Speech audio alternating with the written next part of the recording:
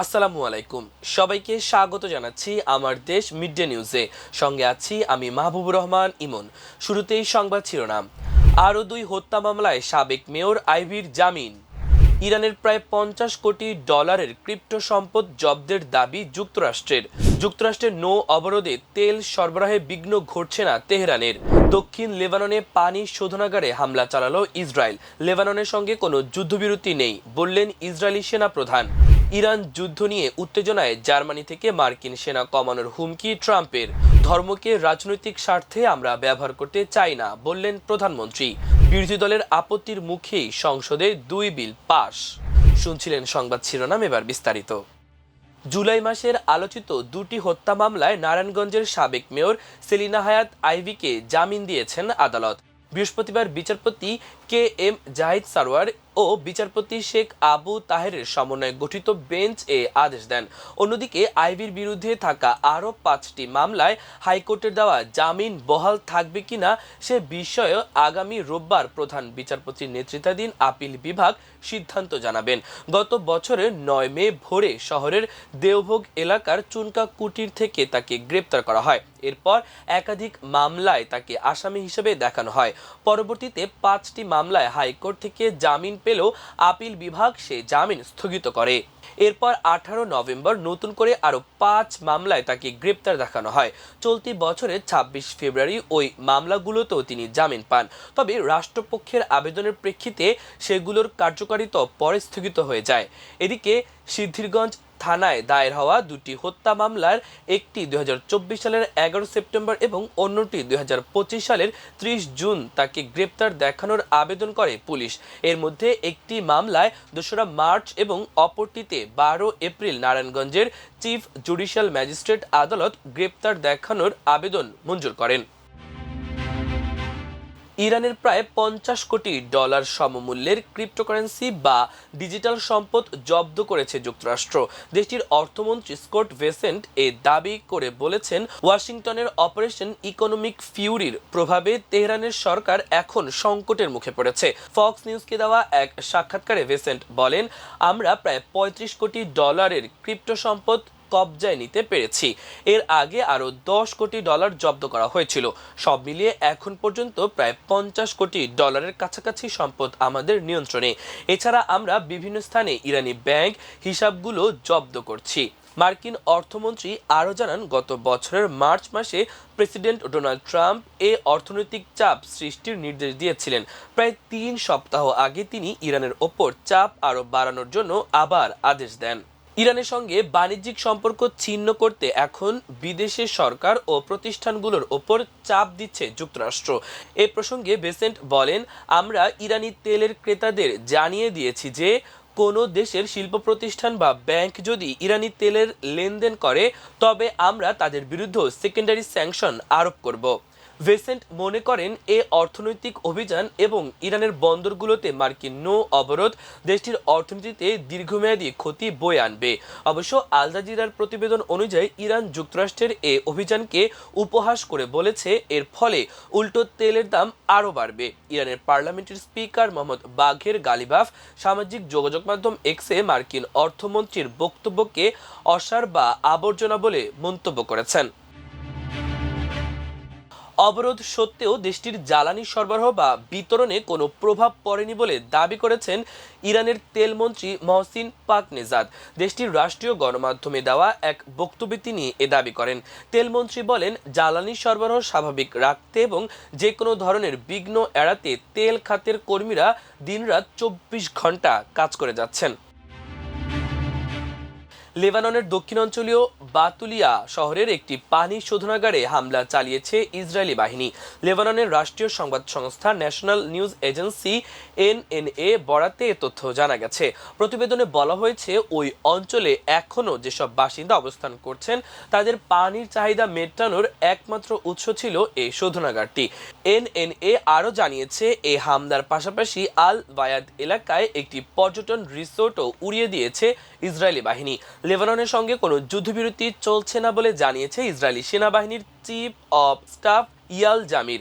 দেশটিতে ইসরায়েলের হামলা ও ধ্বংসযজ্ঞ অব্যাহত থাকার মধ্যেই তিনি কথা বললেন। দক্ষিণ লেবাননে মোতায়েন ইসরায়েলি সেনাদল পরিদর্শনে গিয়ে ইয়াল জামির বলেন, রাজনৈতিক নেতৃত্ব আমাদের যে লক্ষ্য নির্ধারণ করে দিয়েছে তা হলো এমন একটি অবস্থানে থাকা যেন ইসরায়েলি জনপদগুলোতে সরাসরি কোনো হামলা না হয়। আমরা সেই লক্ষ্যে পৌঁছেছি এবং বর্তমানে অবস্থানেই আছি। আমাদের হয়তো এখানেই অবস্থান করতে হবে। সেনাদের উদ্দেশ্যে ইয়াল জামির আরও বলেন, যুদ্ধক্ষেত্রে কোনো যুদ্ধবিরতি নেই, আপনাদের লড়াই চালিয়ে যেতে হবে। উত্তর ইসরায়েলের জনপদগুলো থেকে সরাসরি ও পরোক্ষ হুমকি দূর করতে হবে। সন্ত্রাসীদের অবকাঠামো ধ্বংস ও তাদের খুঁজে বের করে নির্মূল করতে হবে। জার্মানিতে মোতায়েন করা মার্কিন সেনা সংখ্যা কমিয়ে আনার চিন্তা ভাবনা করছেন প্রেসিডেন্ট ডোনাল্ড ট্রাম্প। ইরান যুদ্ধ নিয়ে দেশটির চ্যান্সেলর ফ্রিডরিখ মের্জের সঙ্গে উত্তেজনার মধ্যে এই ইঙ্গিত দিলেন তিনি। নিজের সামাজিক যোগাযোগ মাধ্যম ট্রুথ সোশ্যালে দেওয়া এক পোস্টে ট্রাম্প বলেন, তার প্রশাসন জার্মানিতে সেনা কমানোর বিষয়টি নিয়ে পর্যবেক্ষণ ও পর্যালোচনা করছে। এ বিষয়ে খুব দ্রুতই একটি চূড়ান্ত সিদ্ধান্ত নেওয়া হবে। সম্প্রতি জার্মান চ্যান্সেলর মন্তব্য করেন, ইরানি নেতৃত্বের কাছে যুক্তরাষ্ট্র অপমানিত হচ্ছে। তার এ মন্তব্যের পর ট্রাম্প ক্ষুব্ধ প্রতিক্রিয়া জানান ও মার্কিন সেনা কমানোর বার্তা দেন। এছাড়া ইরানের সঙ্গে ইসরায়েল যুক্তরাষ্ট্রের যুদ্ধে জার্মানি ও ন্যাটোর অন্যান্য মিত্র দেশের ভূমিকা নিয়ে বারবার সমালোচনা করে আসছে ট্রাম্প। বিশেষ করে হরমুজ প্রণালী আবার সচল করতে নৌবাহিনী মোতায়েন না করায় মিত্রদের ওপর ক্ষুব্ধ তিনি। বর্তমানে বিদেশে অবস্থান করা মার্কিন সেনাদের জন্য জার্মানি অন্যতম বড় ঘাঁটি। দেশটিতে প্রায় 33,900 মার্কিন সেনা মোতায়েন রয়েছে। প্রধানমন্ত্রী তারেক রহমান বলেছেন, পৃথিবীতে অনেকগুলো ধর্ম আছে, প্রতি ধর্মেরই অসংখ্য অনুসারী রয়েছে। প্রতিটি ধর্মই মানুষকে কল্যাণের দিকে আহ্বান করে। প্রতিটি ধর্মই কিছু বিধিবদ্ধ নিয়ম নীতি রয়েছে। বৌদ্ধ ধর্মাবলম্বীদের প্রধান ধর্মগুরু মহামতি গৌতম বুদ্ধ তার অনুসারীদের জন্য পঞ্চশীল নীতি দিয়েছিলেন। এই পঞ্চশীল নীতি হলো প্রাণী হত্যা না করা, চুরি, ব্যভিচার, মিথ্যা এবং মাদক থেকে বিরত থাকা, প্রেম, অহিংস এবং সর্বজীবে দয়াও বৌদ্ধ ধর্মের শিক্ষা। তিনি বলেন, যে কয়টি জিনিস এখানে অনুসরণের কথা বলা হয়েছে, এই নির্দেশগুলো প্রতিটি মানুষের জন্যই গুরুত্বপূর্ণ। আমার মনে হয় রাষ্ট্রীয় বিধিবিধানের পাশাপাশি প্রতিটি নাগরিক যিনি যার ধর্মীয় নির্দেশনাগুলো যথাযথভাবে অনুসরণ করলে আমরা সবাই মিলে একটি মানবিক রাষ্ট্র এবং সমাজ নির্মাণ করতে পারব। বৃহস্পতিবার বাংলাদেশ সচিবালয়ে প্রধানমন্ত্রীর সঙ্গে বৌদ্ধ ধর্মাবলম্বী নেতাদের শুভেচ্ছা বিনিময় শেষে লিখিত বক্তব্যে তিনি একথা বলেন। প্রধানমন্ত্রী ডেপুটি প্রেস সচিব সুজাউদ্দৌলা সুজন মাহমুদ এ তথ্য জানান। বক্তব্যে প্রধানমন্ত্রী বলেন, প্রতিটি নাগরিক প্রত্যেকেই যে যার ধর্মীয় রীতিনীতি ও অধিকার বিনা বাধায় স্বাধীনভাবে অনুকরণ ও ভোগ করতে পারে এমন একটি রাষ্ট্র সমাজ বিনির্মাণই হচ্ছে আমাদের সরকারের প্রধানতম দায়িত্ব ও অঙ্গীকার। দলমত ধর্মবর্ণ নির্বিশেষে প্রতিটি মানুষ যাতে শান্তি এবং নিরাপত্তার সঙ্গে বসবাস করতে পারে তেমন একটি পরিবেশ নিশ্চিত করতে সরকার বদ্ধপরিকর। বর্তমান সরকার ধর্ম নিয়ে রাজনীতি করতে চায় না মন্তব্য করে তিনি বলেন, ধর্মকে রাজনৈতিক স্বার্থে আমরা ব্যবহার করতে চাই না, অতীতেও আমরা তা করিনি। আমাদের সরকারের দৃষ্টিভঙ্গি হচ্ছে যা একটু আগে স্বরাষ্ট্রমন্ত্রী বলেছেন, আমিও জোর দিয়ে আবারও একই কথা বলতে চাই, ধর্ম যার যার, নিরাপত্তা পাওয়ার অধিকার সবার।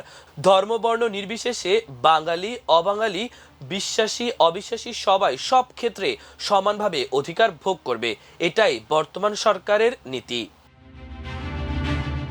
বিরোধী দলের আপত্তি সত্ত্বেও জাতীয় সংসদে Bangladesh securities and exchange commission আইন সংশোধন 2026 এবং বীমা উন্নয়ন ও নিয়ন্ত্রণ কর্তৃপক্ষ সংশোধন বিল 2026 পাশ হয়েছে।